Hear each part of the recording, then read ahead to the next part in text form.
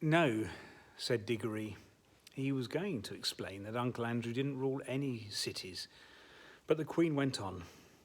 It is silent now, but I have stood here while the whole air was full of the noises of Charn, the trampling of feet, the creaking of wheels, the cracking of the whips and the groaning of slaves, the thunder of chariots and the sacrificial drums beating in the temples. I have stood here, but that was near the end, when the roar of battle went up from every street and the river of Charn ran red. She paused and added, all in one moment, one woman blotted it out forever. Who? Said Diggory in a faint voice, but he had already guessed the answer. I, said the Queen. I, Jardis, the last queen, but the queen of the world. The two children stood silent, shivering in the cold wind. It was my sister's fault, said the Queen. She drove me to it. May the curse of all the powers rest upon her forever. At any moment I was ready to make peace, yes, and spare her life too, if only she would yield me the throne. But she would not. Her pride has destroyed the whole world. Even after the war had begun, there was a solemn promise that neither side would use magic. But when she broke her promise, what could I do? Fool. As if she did not know that I had more magic than she. She even knew that I had the secret of the deplorable word. Did she think, she was always a weakling, that I would not use it? What was it? Said Diggory. That was the secret of secrets, said Queen Jardis.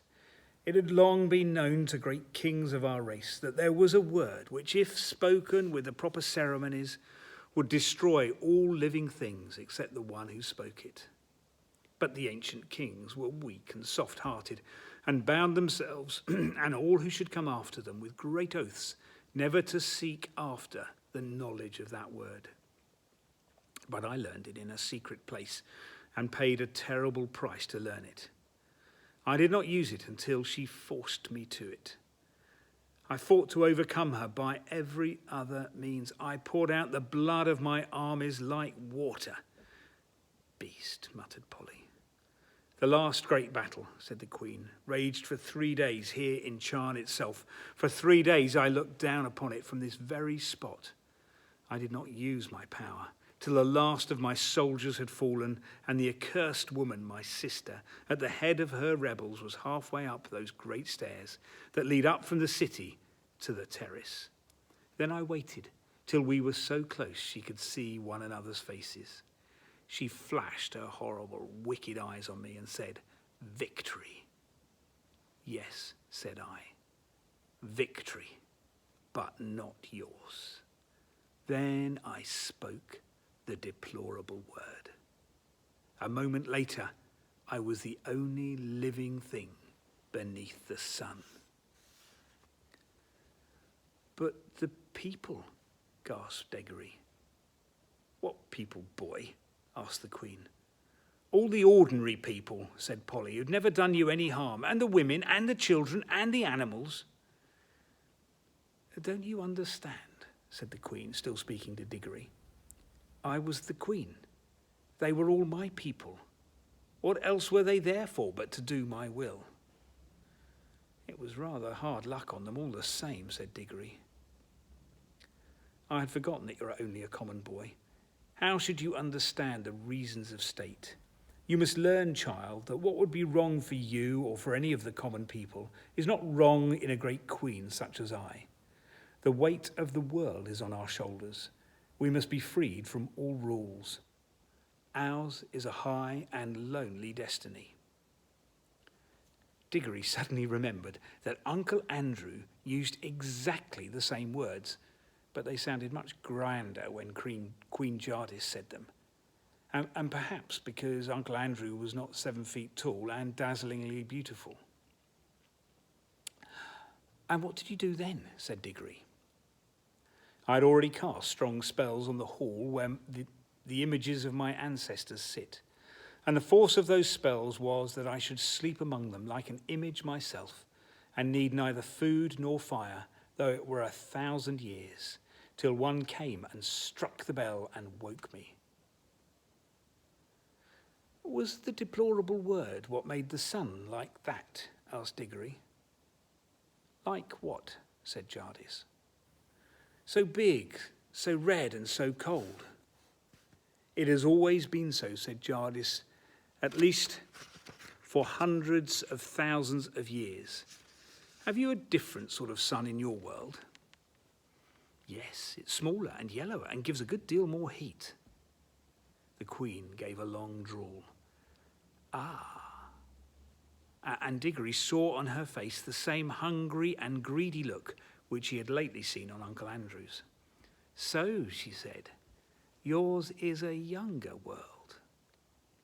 She paused for a moment to look once more at the deserted city, and if she was sorry for all the evil she had done there, she certainly didn't show it. And then she said, now, let's be going. It's cold here at the end of all the ages. Going where? Asked the children. Where? Repeated Jardice in surprise. To your world, of course. Polly and Diggory looked at each other, aghast. Polly had disliked the Queen from the first, and even Diggory, now that he'd heard the story, felt that he had seen quite as much of her as he wanted. Certainly she was not at all the sort of person one would want to take home. And if they did like, they didn't know how they could. What they wanted was to get away themselves. But Polly couldn't get her ring, and of course Diggory couldn't go without her. Diggory got very red in the face and stammered, our world. I didn't know you wanted to go there. What else were you sent here for, if not to fetch me? Asked Jardice. I'm sure you wouldn't like our world at all, said Diggory. It's not her sort of place, is it, Polly? It's very dull, not worth seeing, really. It will be, when I rule it, answered the Queen. Oh, but you can't, said Diggory. It's not like that. They wouldn't let you, you know. The Queen gave a contemptuous smile. Many great kings, she said, thought they could stand against the house of Charn, but they all fell, and their very names are forgotten. Foolish boy, do you think that I, with my beauty and my magic, will not have your whole world at my feet before a year has passed? Prepare your incantations and take me there at once. This is perfectly frightful, said Diggory to Polly. Perhaps you fear for this uncle of yours, said Jardice. But if he honours me duly, he shall keep his life and his throne. I'm not coming to fight against him. He must be a very great magician if he has found out how to send you here. Is he king of all your world or only a part? He isn't king of anywhere, said Diggory. You are lying, said the Queen. Does not magic always go with royal blood? Whoever heard of common people being magicians? I can see the truth whether you speak it or not. Your uncle is the great king and enchanter of your world, and by his art he has seen my shadow, the shadow of my face in some magic mirror or some enchanted pool, and for the love of my beauty has made such a potent spell which shook your world to its foundations and sent you across the vast gulf between world and world to ask my favour and to bring me to him. Answer me, is that not how it was? Well, not exactly, said Diggory. Not exactly, shouted Polly. Why, it's absolute bosh from beginning to end. Minions, cried the Queen, turning in rage upon Polly and seizing her hair at the very top of her head where it hurts most. But in doing so, she let go of both of the children's hands. Now, shouted Diggory, and quick, shouted Polly. They plunged their left hands into their pockets. They didn't even need to put their rings on. The moment they touched them, the whole of that dreary world vanished from their eyes, and they were rushing upward, and a warm green light was growing nearer overhead.